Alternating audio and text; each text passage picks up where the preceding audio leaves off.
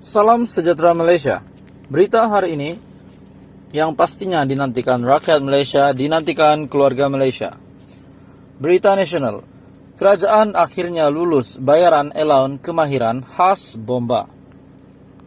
Kepala Batas Kerajaan meluluskan permohonan pemanjangan bayaran allowance kemahiran khas kepada pegawai yang bertugas sebagai jurulatih dan juga penyelamat Malaysia ataupun ABPM. Allowance itu akan dinikmati 114 pegawai bomba dari grade KB19 sehingga KB38 yang bertugas sebagai jurulatih dan juga tenaga pengajar di 5 buah ABPM. Perdana Menteri Datuk Seri Ismail Sabri Yaakob berkata, ia melibatkan bayaran insentif pasukan khas bahan kimia berbahaya hazmat RM30 bagi setiap operasi, maksimum RM600 sebulan, dan juga insentif penyelamat di air sebanyak RM30 bagi setiap operasi maksimum RM600 sebulan. Menurutnya, allowance itu turut melibatkan bayaran insentif rawatan kecemasan ataupun IMRS, yaitu kadar bayaran secara prorata ataupun maksimum RM150 sebulan, dan bayaran allowance tanggung jawab khas pemandu yang melibatkan kadar bayaran secara prorata maksimum RM150 sebulan.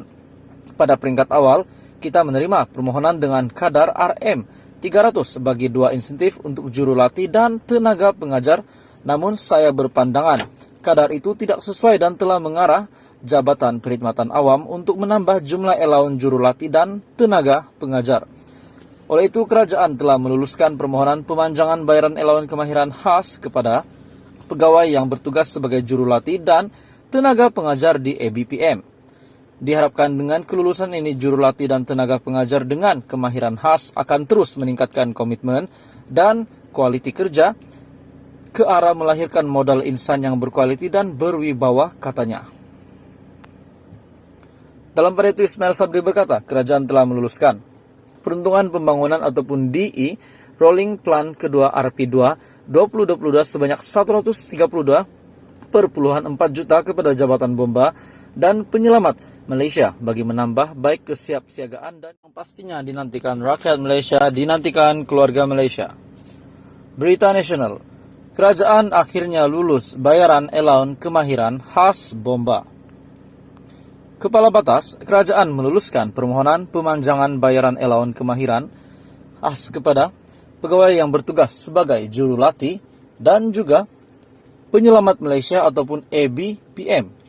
Allowance itu akan dinikmati 114 pegawai bomba dari grade KB19 sehingga KB38 yang bertugas sebagai jurulatih dan juga tenaga pengajar di 5 buah ABPM.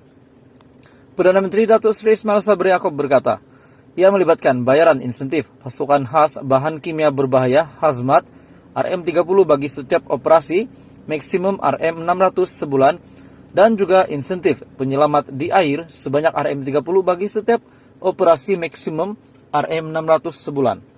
Menurutnya, allowance itu turut melibatkan bayaran insentif rawatan kecemasan ataupun IMRS, yaitu kadar bayaran secara prorata ataupun maksimum RM150 sebulan, dan bayaran allowance tanggung jawab khas pemandu yang melibatkan kadar bayaran secara prorata maksimum RM150 sebulan. Pada peringkat awal, kita menerima permohonan dengan kadar RM300 bagi 2 insentif untuk jurulatih dan tenaga pengajar, namun saya berpandangan kadar itu tidak sesuai dan telah mengarah Jabatan Perkhidmatan Awam untuk menambah jumlah allowance jurulatih dan tenaga pengajar. Oleh itu, kerajaan telah meluluskan permohonan pemanjangan bayaran allowance kemahiran khas kepada pegawai yang bertugas sebagai jurulatih dan tenaga pengajar di ABPM.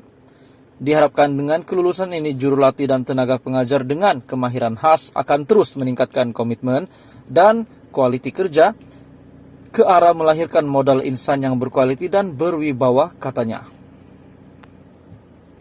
Dalam pada itu Ismail Sabri berkata, kerajaan telah meluluskan peruntungan pembangunan ataupun DE Rolling Plan kedua RP2 2022 sebanyak 132,4 juta kepada Jabatan Bomba dan Penyelamat Malaysia bagi menambah baik kesiapsiagaan dan